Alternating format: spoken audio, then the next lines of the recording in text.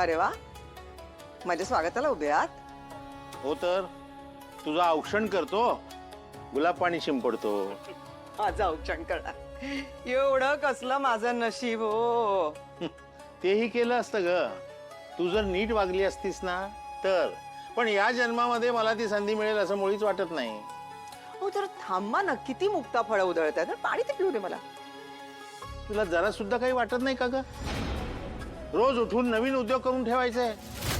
अगं दुसऱ्यांच्या त्या सोन्या नाण्याच्या मागे धावायची ही कसली चाड लागलीये तुला?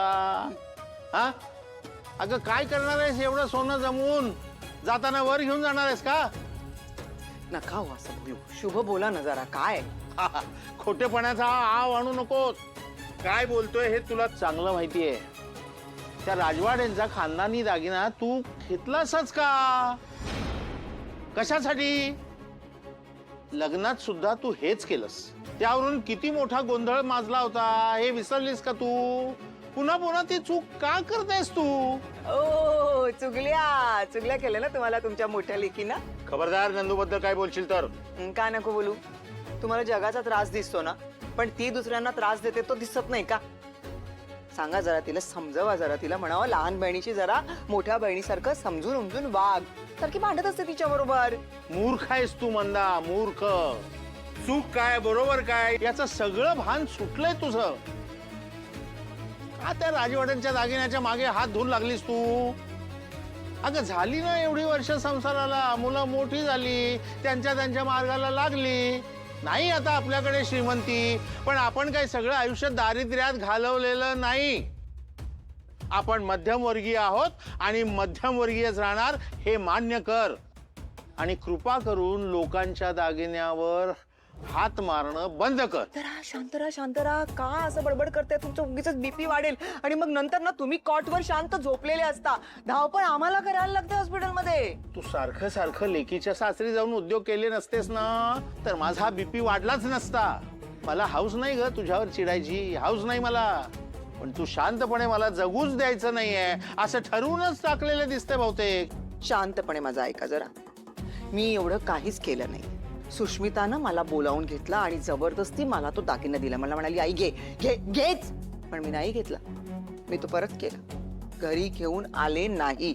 त्यामुळे आता शांत राहा, स्वतः शांत राहा आणि मलाही शांततेत जगू द्या. तुला शेवटचं सांगतोय, मुलींच्या संसारामध्ये ढवळाढवळ करू नकोस. पण तो दागिना, तो पारंपरिक दागिना ते आजीच आहे.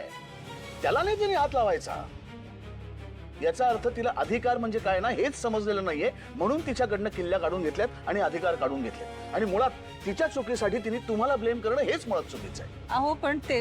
आणि एक लक्षात घ्या, आजीचा तुमच्यावरती पूर्ण विश्वास आहे. हो पण. आणि आजीने ते अधिकार तुम्हाला दिले. का दिले?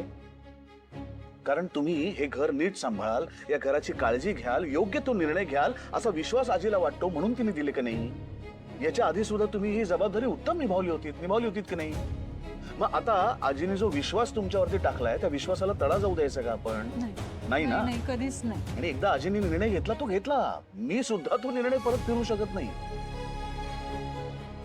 आय नो, एक किल्ले आणि अधिकार काढून घेतले म्हणून सुष्मिताला राग येणं, वाईट वाटणं स्वाभाविक आहे. आणि त्याच्यावरनं ती जे काही तुम्हाला बोलली ते बोलली. पण शेवटी आपल्याला प्रॅक्टिकली विचार केला पाहिजे.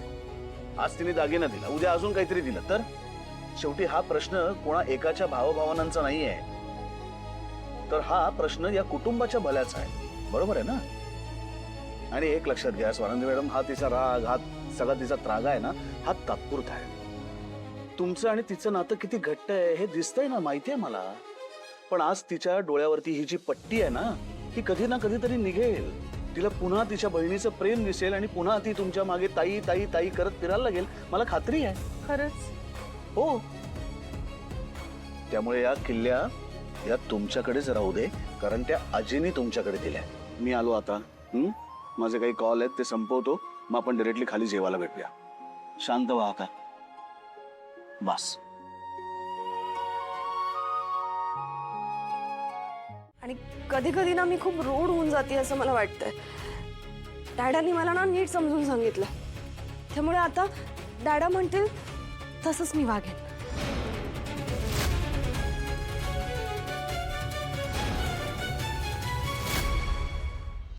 हे सगळं तुझे डॅडा म्हणाले? म्हणाली नाही, त्यांनी सांगितलं, समजून सांगितलं. समजावलं. काय म्हणायचं आता? दिलीप रावांकडनं ही अशी अपेक्षा नव्हती माझी. काय झालं मोमेनला, असं काय बोलताय तुम्ही? दुसरं काय म्हणायचं बाळा? मला ना खूप वाईट वाटतं तुझ्यासाठी. ते तुला समजावत राहतात, पण तुला कधी समजून घेतात का?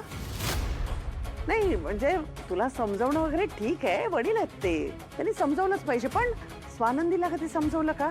तिने तुझा हक्क असा खेचून घेतला, म्हणजे तुझ्या अधिकार, तुझ्या चाव्या घेतल्या तिने स्वतःकडे. तिला कधी त्यांनी समजवलं का हे असं बरोबर नाही म्हणून? डॅडा ताईला काही समजवायला जात नाही. डॅडांसाठी ना ताई एकदम परफेक्ट मुलगी. बरोबर आहे. म्हणजे मोठी मुलगी ना ती परफेक्ट, आणि धाकटी मुलगी चुकीची असणार. म्हणजे धाकटीच्या चुका काढत राहायचं. अच्छा अच्छा, आता माझ्या लक्षात आलं अंशू, कळलं का? स्वानंदी पहिल्या बायकोची मुलगी ना हीच, तू दुसऱ्या बायकोची मुलगीस, मग असं होणारच थोडा भेदभाव. तुम्ही बरोबर बोलताय मोमेनला. माझ्या डोक्यात खाली आलं. ती साधी सरळ आहेस ग तू. मला ताईचा अजून जास्त राग येतोय.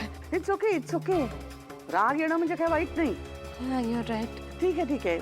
पण अंशू, या सगळ्यामुळे ना माझ्या सुशला खूप स्ट्रेस आलाय. तुम्हाला ना सध्या क्वालिटी टाइम स्पेंड करायची गरज आहे. म्हणजे नाईट आउट किंवा असं कुठेतरी. तुम्ही डिनरला जाता का आज? हा, तू सुशला घेऊन डिनरला जा. येस, मस्त आयडिया आहे. मला सुद्धा ना घरचं खाऊन खूपच कंटाळा आलाय. हो ना, आता तर जाच. हा मॉम मॉम अंशू, अंशू, चला ना जाऊया. हा, मी रेडी होऊन येऊ. अगं बाहेर बघितलंस पाऊस किती आहे, सगळीकडे चिक चिक चिक चिक चिक.